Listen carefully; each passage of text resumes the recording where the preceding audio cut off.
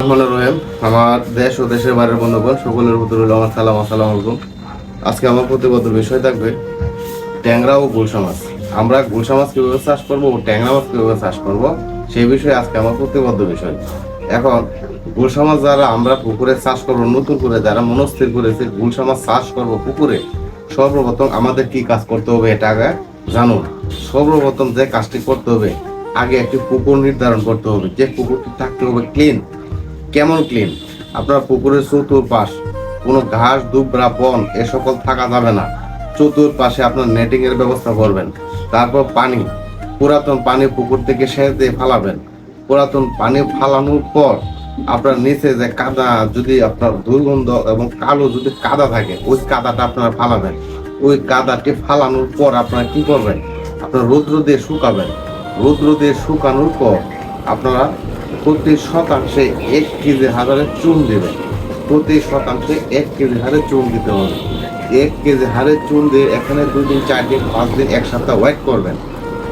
Wait করার পর আবার এখানে ব্লিচিং পাউডার দেবেন। প্রতি শতাংশে 100 গ্রাম হারে একটা পুকুরের পাড় থেকে নিচ পর্যন্ত ব্লিচিং পাউডার দিয়ে তারপর আপনারা পানি তুলবেন। পানি তুলবেন কতটুকু? 3.5 ফিট থেকে 4 ফিট পানি তুলবেন। 3.5 ফিট থেকে 4 ফিট পানি তুলবেন। পানি তুলে তখন আপনারা একটি মাছ নির্বাচন করবেন, ছোট মাছ। এখন এই গুলশা মাছের পোনাটা কি সাইজের রাখবেন, কিনবেন অথবা ছাড়বেন, আপনার প্রতি 1 কেজিতে যেন 2000 পিস মাছ হয় অথবা 1500 পিস মাছ হয়। মানে 1500 লাইনের অথবা 2000 লাইনের আপনার গুলশা মাছটা কিনে এনে ছাড়বেন। তাহলে আপনার পুকুরে মাছটা কিন্তু কাটবে না। আর যদি মনে করেন 5000 কেজি আপনার পুকুরে মাছ কিনে এনে ছাড়বেন, তাহলে আপনার পুকুরে সব কোনো মাছ পাবেন না। আপনারা যদি সঠিক মাছটা পেতে যান, তাহলে আপনাদের প্রয়োজন হবে প্রতি শতাংশে আপনারা 2000, প্রতি শতাংশে মাছ দিবেন 2000 পিস। আর মাছ যেন আপনার 5000 কেজি উপরে না হয়, 2000 নিচে যেন থাকে। যেমন 1500 থেকে 2000 1 কেজি এরকম সাইজের মাছটা ছাড়বেন। তাহলে দেখবেন আপনার মাছ কাটবে না। আপনার মাছটা যখন পুকুরে ছাড়বেন তখন আপনার মাছটা পরিপূর্ণভাবে ঠিক থাকবে। আর একটি হলো, পুকুরে মাছ ছেড়ে দিলে কিন্তু হয় না। আচ্ছা যাই হোক ভাই, পুকুর প্রস্তুতের বিষয়টা কিন্তু পুরোপুরি বললাম না। এখন আবার নতুন করে বলতেছি, পুকুর প্রস্তুত মাছ ছাড়ার পূর্বে আরেকটি কাজ সম্পূর্ণ করার কথা সম্পূর্ণ বলি নাই। এখন শুনুন, যেটা হলো আপনার মাছ ছাড়ার পূর্বে আপনার পুকুরটা কিছু প্রস্তুত করতে হবে। প্রস্তুতটা আপনার যখন 3 ফিট থেকে 3.5 ফিট পানি তুললেন, পানি তুললে কিন্তু মাছ ছাড়ার উপযুক্ত হয়ে যায় না। মাছ ছাড়ার উপযুক্ত করতে হলে আপনাদের এই পুকুরে কিছু কাজ করতে হয়। ওই কাজটি হলো আপনারা ছাড়বেন। আপনারা যে কাজটি করবেন সেটা হলো আপনারা একটা গ্যাসের ডোজ সম্পন্ন করবেন। গ্যাসের ডোজ আপনার 40% হোক, 20% হোক, 30% হোক, 10% হোক, আপনার পরিমাণ যতটুকুই হোক ও আয়তন অনুযায়ী আপনারা গ্যাসের ডোজ সম্পন্ন করবেন।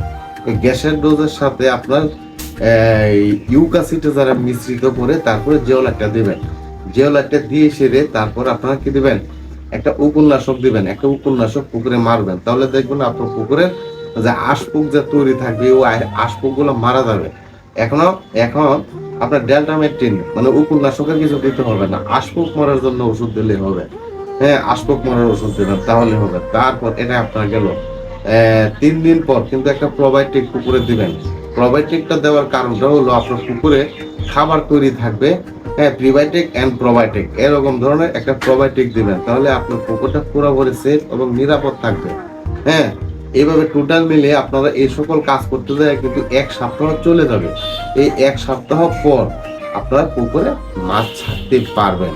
আর যেদিন পুকুরে মাছ আনবেন, আর যেদিন আপনারা পুকুরে মাছ এনে ছাড়বেন, এই মাছ ছাড়ার পরে আপনারা একটি কাজ করবেন। মাছ যখন পুকুরে দিবেন তখন যদি 20% জায়গা হয় 1 কেজি স্যালাইন দেবেন। আর যদি 40% জায়গা হয় তাহলে 2 কেজি স্যালাইন দেবেন।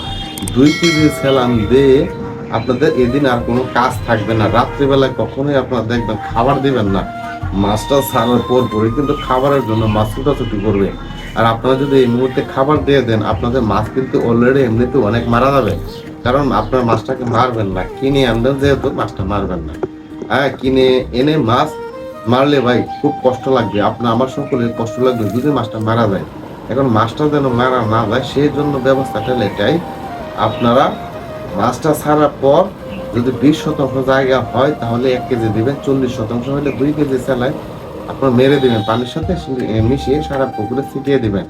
আর রাত্রে 12টার পরে, হ্যাঁ, 20% জায়গায় যদি হয় তাহলে 250 গ্রামের একটি অক্সিজেন ছিটিয়ে দিবেন। আর যদি আপনার 40% জায়গা হয় তাহলে আধা কেজি অক্সিজেন দিয়ে দিবেন আপনার পুকুরে রাত্রে 12টার পর।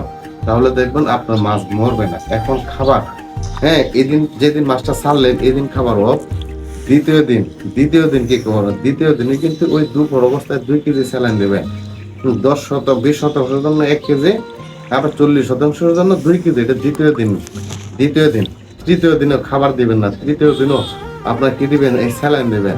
হ্যাঁ, 1 কেজি, 20% জন্য 1 কেজি, আবার ওই 20% জন্য 1 কেজি, আবার 40% জন্য 2 কেজি। এইভাবে 3 দিন পর পর চালিয়ে যাবেন। আমি কি বললাম যে মাছ আপনার মরবে না, মাছটা মরবে না। আপনারা যদি এই সকল ভাবে আমি যেভাবে বলছি ঠিক সেভাবে যদি আপনারা আমার কথাগুলো বুঝে শুনে আপনারা মাছ ছাড়তে পারেন, এইভাবে সেবা দিতে পারেন, এভাবে যদি গাইডলাইন মাছকে করতে পারেন তাহলে আপনার মাছটা কিন্তু পুকুরে মরবে না। আমার এই ভিডিওটি থাকবে পর্ব 1, আমি 2 পর্ব আর কি দিব, সেটাতে থাকবে মাছকে কিভাবে গ্রো করা যায়, মাছকে কিভাবে বড় করা যায়, ওটা অন্য ভিডিওতে বলবো। আজকের প্রথম ভিডিও, হ্যাঁ, পার্ট 1 থাকবে এই ভিডিওটি আপনারা যদি বুঝতে পারেন এবং জানতে পারেন তাহলে আপনার মাছ কেন মরে যায়, হ্যাঁ, এই মাছটা মরবে না যদি এভাবে আপনার পুকুরে দেন। আমি কিন্তু আজকে ওই শুধু 2 দিন খাবার অফ রাখবেন, তৃতীয় দিন পর্যন্ত। চতুর্থ দিন কি করবেন সেটা আমি দ্বিতীয় ভিডিওতে বলবো। তাহলে আমি আজকে আসছিলাম গুলশা এবং ট্যাংরা, শুধু এখন কথা বলেছি শুধু গুলশার বিষয়ে, কিন্তু ট্যাংরা কিন্তু ভাই বলি নাই। সেটাই গুলশা যেভাবে একটা পুকুরে সেট করবেন, ট্যাংরা মাছটাকে শুধু ওইভাবেই সেট করবেন। গুলশাকে যে নিয়ম ফর্মুলার ভিতরে আপনারা পুকুরে দিবেন, ট্যাংরা মাছটা কিন্তু এই ফর্মুলার ভিতরে আপনার পুকুরে সেট দিবেন। তাহলে দেখবেন ইনশাল্লাহ আপনার পুকুরে মাছ মারা যাবে না। কারণ অনেক চাষিরা কিন্তু আমাকে কমেন্ট করেন, বলছেন যে ভাই আমার তো পুকুরে মাছ ছাড়লাম 1 লাখ, কিন্তু মাছ তো আমি পাইলাম না, মাছ আমার কি হইলো, কোথায় গেছে। এই সকলের কারণে কিন্তু মাছ চলে যায়। আপনার পুকুরে খাবার দেন, মাছ ছাড়েন, মাছ মরে যায়, মাছ মরে নিচে তলিয়ে থাকে। ছোট মাছ কখনো ভাসে না, নিচে চলে যায়, তার জন্য আপনারা মাছ পান না। তাহলে ভাই আগামী ভিডিওতে দেখা হবে ইনশাল্লাহ। আর আমার এই ভিডিও যদি ভালো লাগে থাকে তাহলে আমার এই চ্যানেলটি থেকে লাইক দিবেন, একটা সাবস্ক্রাইব করবেন, আর বন্ধুদের সাথে শেয়ার করে দেবেন। আর কোনো কিছু জানতে অবশ্যই আমার কমেন্ট বক্সে কমেন্ট করবেন, আমি আপনাদের কমেন্টের উত্তর দেবো ইনশাল্লাহ। তাহলে এখান থেকে বিদায় নিলাম, খুদা হাফেজ, আল্লাহ।